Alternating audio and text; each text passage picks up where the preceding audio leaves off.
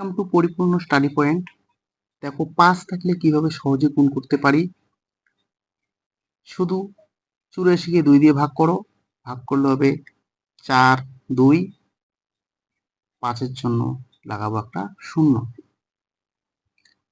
142কে 2 দিয়ে ভাগ করো, ভাগ করলে হবে 7 1, 5-এর জন্য লাগাবো একটা 0।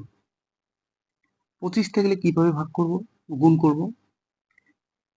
72কে 4 দিয়ে ভাগ করো, 4 দিয়ে ভাগ করলে হবে 18, 25-এর জন্য লাগাও দুটি 0।